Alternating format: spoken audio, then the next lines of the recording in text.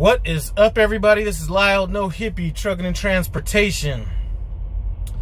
Sitting out here in Florence, South Carolina at the Petro. Just like the title said, my fleet manager will not quit.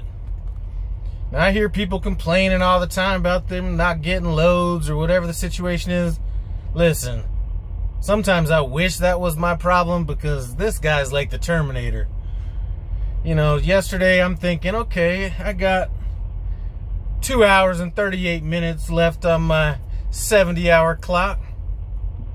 I'm gonna pull into this Love's, talk to the wife right quick, run inside, knock the dust off my ass. So I'm just kind of lollygagging around, you know what I'm saying? I'm like, you know what, these guys ain't gonna reload me, so I might as well just take my, take my time. Wrong. Get a text or message, whatever you want to call these things that come across on here. Load proposal. Do you think you have enough hours to run this load? As soon as you get something like that, you know that shit's gonna be about as tight as shit. So I take a look at it, do a little bit of quick math. I'm thinking between what's left on my 70 and what I'm gonna get back at midnight, I'll have like an hour to spare, maybe in the best circumstances. So, you know what? I'm gonna go ahead and run it. You know what I'm saying? Even though I don't want to, I'm gonna run it. I'm trying to be a team player like that. So, pick up the load. It's a load at Nestle. Thank God they are somewhat efficient out there. So I wasn't draining my 70 doing this little dropping hook. Pick up the load in, I think it was Anderson, Indiana. You guys that have been there, that's where you go in and pull up to the little tablet and punch in your information. Then you go through the gate and then park out back, pick up your trailer and roll out. So I get all that stuff handled. So clock's just dwindling, but I'm trying to move this load out as far as I can. So I push it out about 60, 80 miles. Pull into this TA, thinking I'm about to get a shower. Wait line for that shower said estimated wait was like an hour and 51 minutes or something like that, if I remember correct. So that wasn't going to happen. I needed to get some sleep. So get up the next morning, start running. Now, the load wasn't supposed to be where it was supposed to get till 7 p.m. at night. If I just ran the load straight through, I'd have got there at 2:30 in the afternoon. But with only an hour to spare, I didn't want to run the load the entire way in case there was some traffic and stuff like that. And I figured if I left later in the day, I'd be dealing with traffic. So I thought I was going to get out there 3 o'clock in the morning, run the load till I get down to about just under 100 miles, shut down, do a split log, pick it up, get it there. Now, my plans were to get through Charlotte before the traffic got all bad, which I thought I did. Well, I did actually get through Charlotte, but then there's some area outside of Charlotte that was like slowing me down, still kind of around that rush hour traffic. So I pull into this Walmart distribution center with 24 minutes left on my 70-hour clock. So I hurry up and get in there, do what I gotta do. By the time I'm unloaded, my 70-hour clock is gone. So I'm like, it don't matter. I'm just going to PC, right? Well, all the little bitty, off-brand truck stops that are around there full. So the closest bet I'm seeing is this Petro that's like 64 miles away. So I'm like, you know what? It is what it is. I throw it in my GPS, and that's where we're headed. If I see something along the way, we're going to knock it out. So I'm coming through this small town. I see this little huddle house, and it has like a dirt lot out back, and that was about 30 miles into it. So I was like, you know what, I'm just gonna hit this right here, hang out till the morning, then PC out to this Petro. So I pull in there, and you know, this huddle house kind of backs, there's kind of a little neighborhood behind it, and there's just a little bit too much activity going on for me to feel real like comfortable, you know, sitting down there to sleep and everything. I mean, I did get a little bit of rest, but I couldn't get that good sleep.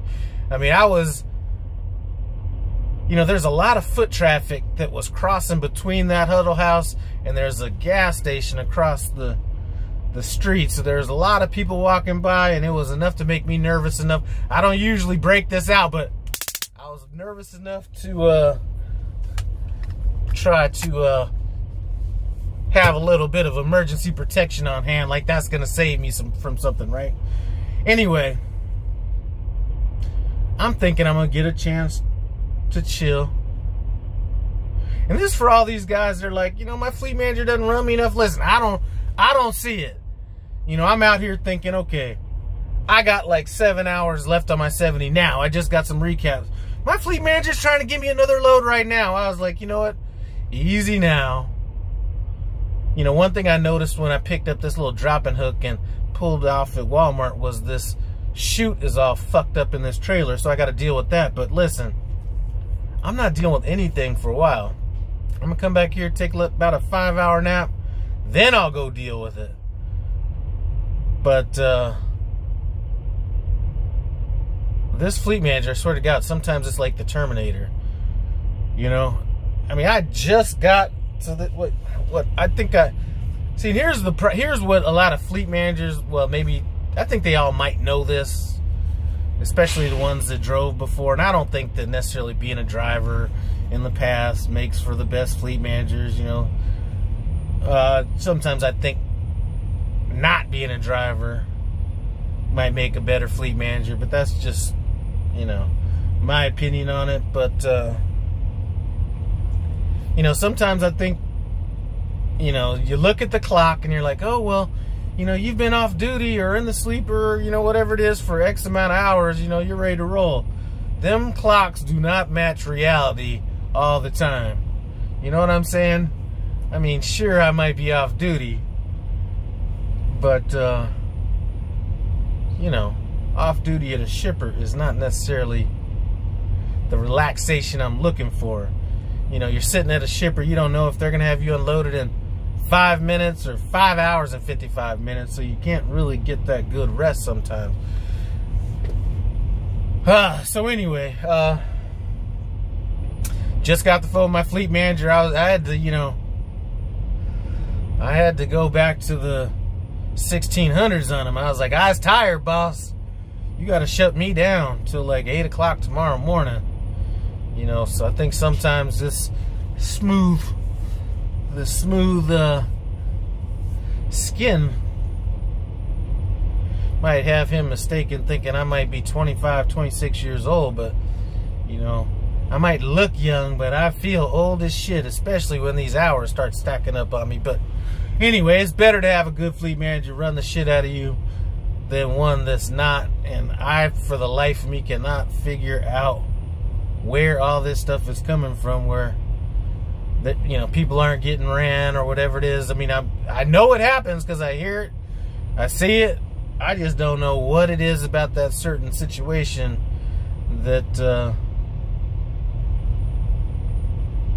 makes that happen, because I have never, I mean, I'm the type of person, listen, my fleet manager helps me make money in spite of myself, because I'll shut the fuck down. I will shut down in a heartbeat if I'm not directed. So, you know, I guess I'm one of those people that needs to have somebody pushing them, because, you know, just like the other day, I was about to shut down till the morning.